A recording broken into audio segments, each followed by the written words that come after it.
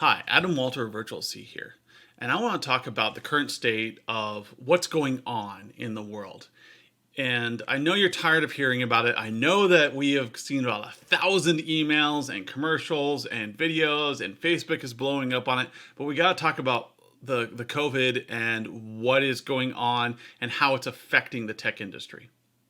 I know there's a lot of apprehension out there about people canceling contracts and downsizing their services.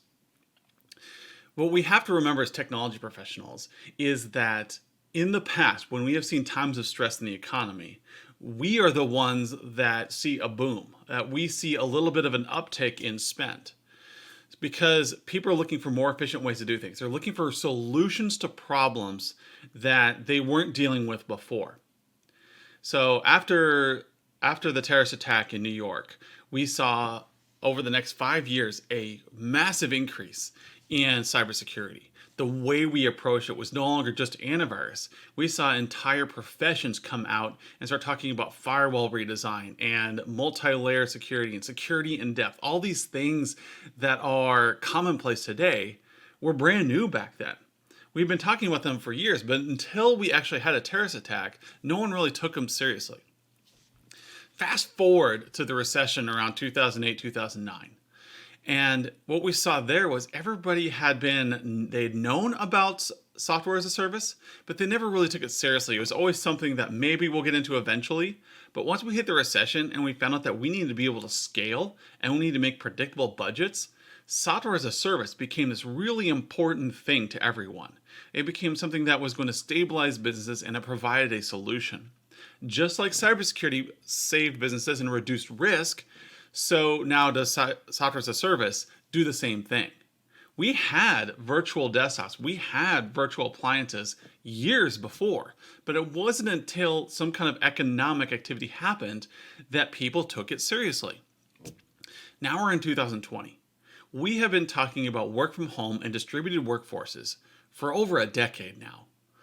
And it's been seen as a perk to a working environment. I'm predicting that after this, people are going to see this as a necessity, that this becomes a new era of distributed workforce. We've been working in the cloud for quite some time now. But what you're going to see now is you're going to see your clients wanting to know how to make a true distributed workforce, where it doesn't matter if you work from home or in the office, that the brick and mortar is going to get downsized while the virtual workplace is going to expand. What can you do about this today? Let's say you're an MSP or you're some kind of technology provider with software. What you should be preparing right now is that you should be setting out a 90-day lessons learned session. Get a hold of your clients today. If you can't get a hold of them, just send them a calendar invite. Say 90 days from now, we need to do a lessons learned on how to maintain business continuity operations. This will remind your clients that this is what you do, that you are in their playing field right now, and that they're in your playing field right now, and that you have plans, you have ways to maintain business continuity, that you will help their business. You're not just fixing their servers and their desktops. You actually have technology that you know of that will help them survive the pandemic, that will survive the work from home strategy. And not only that, but thrive in that situation. So have that lessons learned, schedule it today so that in 90 days you don't forget about it. Because as we all know, our clients, after a disaster happens, they just say, oh, okay, the IT guys fixed it. Instead, we want to do a lessons learned. It's one of the top things that are forgotten, and help our clients understand how could we have done that better? What happens if this happens again? Will we be ready? The second thing you need to think about is coming up with a distributed workforce solution to present to them during that 90-day meeting. You need to be able to say, here's how you can use Teams. Here's how you set up your office environment. Here are the minimum specs for an at-home office. And this is what we recommend. Working on a single laptop is great for a day or two, but when you're working for an extended week, 2 week, you're going to want those multiple monitors. You're going to want a full-size keyboard. You're going to want a office that you can sit in that maybe has noise canceling headphones and can keep all the distractions from the background out. Come up with a distributed workforce solution. What are the checkboxes you need to do with your clients to get them there? To do that, we have things like the COVID-19 report out there. You can use this to assess their availability to work from home. Are they ready to use a pandemic? Go ahead and just fill this report out. Don't call them up and ask them. Just fill out a report, fill out an assessment, send them something that's going to give them some hope about what's going on in the future. Show them that there are solutions, that this isn't the end of the world. And have like a business analyst, have a VCIO, or have somebody who understands business evaluate their technology portfolio and how it can maintain business continuity. This is more than just applying Teams at home or video conferencing at home. This is understanding their business, how they sell to their customers, and what they need to operate in a distributed workforce fashion. I recommend having a VCIO, a MBA, a business analyst of some kind go in and evaluate and coming up with the strategy per client. The COVID report will help you. However, the bigger thing is to understand your client's technology portfolio and provide a solution that's custom fit to them in 90 days. So that they know that, hey, my key people that are in my key stakeholders in my company all need to have dual monitors. They all need to have Microsoft Elite keyboards. They all need to have noise canceling headphones so they can work from home. They need to have, you go down your checklist of what's going to help this client. It's different. Some places cannot work from home.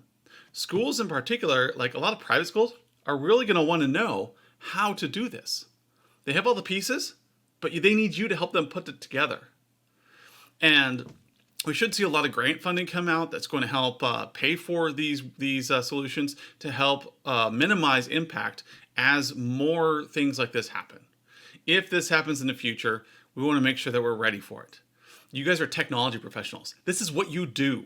You find creative solutions, things that people didn't know about. The advantage to our situation now is we have the solutions in place. We don't need to wait for the developers to come up with something new. The pieces already exist on the playing field. It's up to you as an IT leader to organize the pieces and show your clients the value so that they can move into the next era, that they can move into the distributed workforce. And you're going to see your MSP or your technology company thrive over the next 6 months as people go, this is the guy we want to talk to. This is the company we want to talk to. They're going to help us get out of this recession. They're going to get out of this hole, get out of this pandemic. They're going to help us survive no matter what. You already know how to do this. You just need to show your clients. So the takeaway is run a report on your clients.